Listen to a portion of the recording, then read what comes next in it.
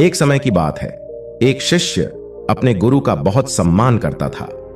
गुरु का भी उस शिष्य से बहुत गहरा लगाव था, लेकिन वह शिष्य स्वभाव से बहुत सुस्त और आलसी था। वह अपनी पढ़ाई के प्रति बहुत लापरवाह था।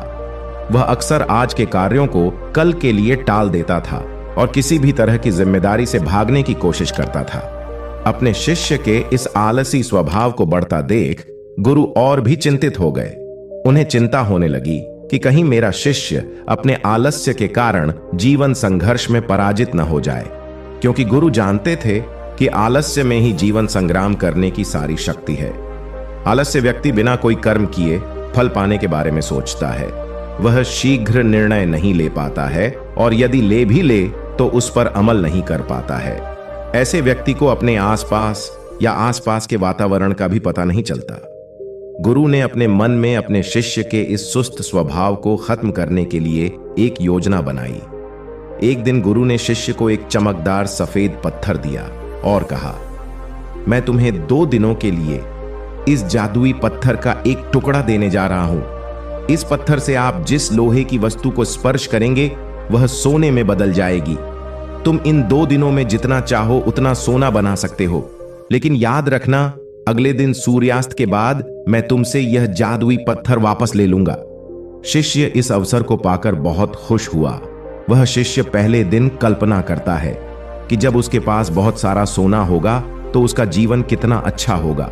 वह कितना खुश, प्रसन्न, समृद्ध और संतुष्ट होगा। उसके पास इतने नौकर चाकर होंगे कि उसे पानी पीने के लिए भी नहीं उठना पड़ेगा। उसने योजना बनाई कि जब उसके पास ढेर सारा सोना होगा तब वह एक बहुत ही आलीशान घर बनाएगा, जिसके सामने एक बहुत ही आकर्षक बगीचा होगा, जिसमें वह हर शाम को घूमेगा। वह अपने लिए एक बहुत अच्छी गाड़ी खरीदेगा। उसके कई अंगरक्षक और नौकर होंगे और उन सभी को आदेश ही देना होगा। यह सब सोचते हुए वह उस रात सो गया। फिर अगले दिन सुबह जब वह उठा तो उसे अच्छी तरह याद आया कि आज लोहे से सोना बनाने का दूसरा और आखिरी दिन है। उसने अपने मन में पूरे निश्चय के साथ संकल्प लिया कि आज वह गुरुजी द्वारा दिए गए जादुई पत्थर का लाभ अवश्य उठाएगा। उसने निश्चय किया कि वह बाजार जाएगा और वहां से लोहे की बड़ी बड़ी वस्तुएं खरीदेगा और उन्हें सोने में बदल देगा।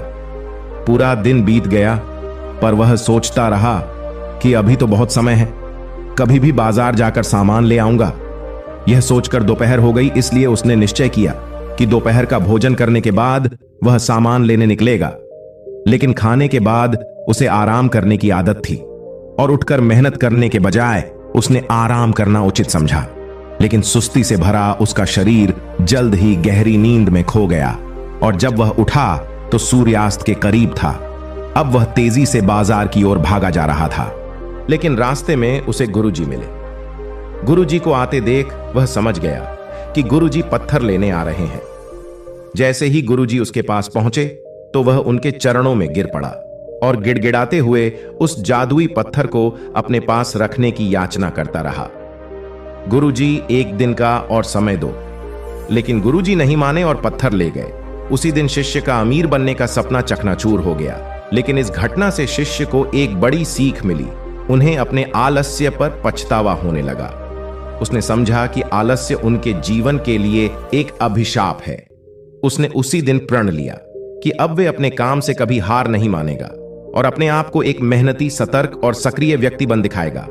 दोस्तों, काम को टालना एक आदत है और ये आदत हम खुद बनाते हैं। आदत एक धागे की तरह होती है जिसका एक आवरण आसानी से टूट जाता है, लेकिन अगर एक ही धागे को कई बार लपेटा जाए तो उसे तोड़ना मुश्किल हो जाता है। ठीक इसी तरह किसी बुरी आदत को शुरुआत में बदलना आसान होता है, लेकिन महीनों या सालों बाद उसे बदलना बहुत मुश्किल हो जाता है।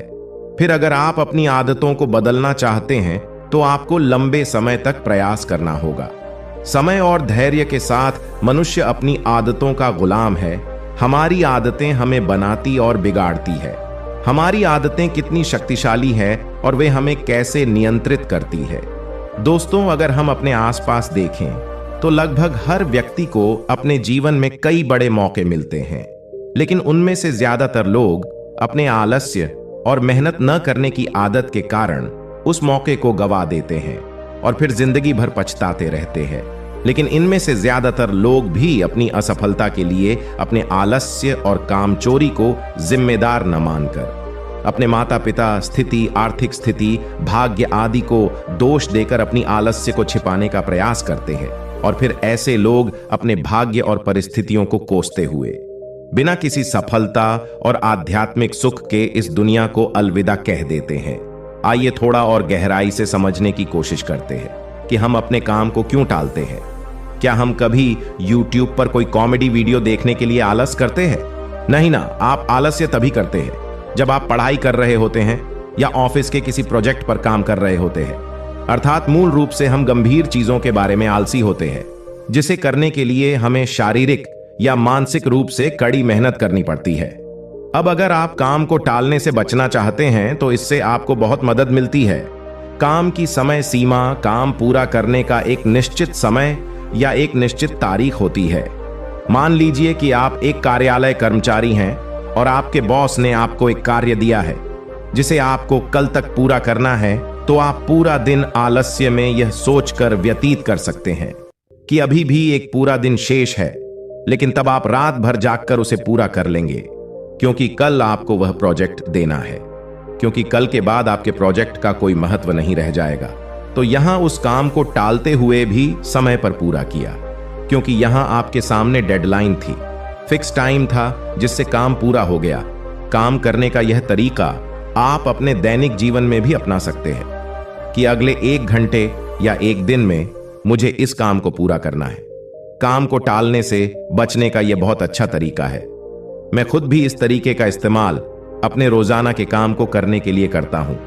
दोस्तों, हम क्या करना चाहते हैं और अभी क्या कर रहे हैं, अगर इन दोनों में बहुत ज्यादा फर्क है तो हमारे अंदर एक लड़ाई शुरू हो जाती है। तो यह हमारे अंदर तनाव और अशांति पैदा कर देती है। आलस्य एक ऐसी चीज है जो इंसान करता तो है लेकिन करने से कभी खुश नहीं होता। मान लीजिए आज आपको कोई काम करना था, लेकिन आपके दोस्त आए और बोले कि भाई चलो घूमने चलते हैं, मौज करते हैं, और तुम निकल जाते हो उनके साथ घूमने के लिए। आप दिन भर घूमते हैं लेकिन आपके दिमाग में हर वक्त यही चलता रहेगा कि मुझे आज वो काम करना था, वो काम छूट गया, और इसी सोच की वजह से आप उस पूरे दिन को ठीक से एंजॉय नहीं कर पाएंगे। एक बात और गौर करने वाली है कि काम को टालने की हमें आदत होती है। इसके पीछे 5 बड़े कारण हैं। पहले तो आपको जो काम करना है और उस काम का जो फल आपको मिलेगा।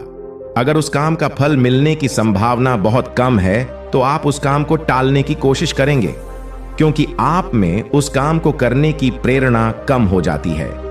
दूसरा, कोई ऐसा काम जो आपकी आवश्यकताओं के अनुरूप न हो या आपको वह काम करना अच्छा न लगे तो आप उस काम को टालते चले जाएंगे। तीसरा कारण, यदि यह आपके लिए आवश्यक नहीं है या करने का कोई बड़ा कारण नहीं है तो आप उस कार्य को टालते रहेंगे। चौथा कारण, यदि हमें किसी काम को तुरंत करने का लाभ मिल जाए तो हम उस काम को करने के लिए उत्साहित होंगे, और जिसका हमें काफी समय बाद लाभ मिले तो फिर हम ऐसी चीजों से बचने की कोशिश करते हैं। पांचवा कारण, असफलता का डर। अगर किसी काम में हमारे असफल होने की संभावना अधिक है तब भी हम उस काम को टालने की कोशिश करते हैं। दोस्तों, अब सवाल यह उठता है कि काम टालने की इस आदत से कैसे बचा जाए। देखिए, अगर किसी काम को करने में ये 4 चीजें आपको मिल रही हैं तो आप हर हाल में वह काम करेंगे। पहला, मनचाहा परिणाम। दूसरा, आपके पास उस काम में सफल होने के पूरे चांस हैं। तीसरा, जो अभी लाभ मिल रहा है, काम करने के बाद आपको अधिक लाभ मिलना शुरू हो जाएगा। और चौथा, जब काम का फल तुरंत मिल जाए या काम खत्म होते ही आपको फायदा हो जाए। धन्यवाद।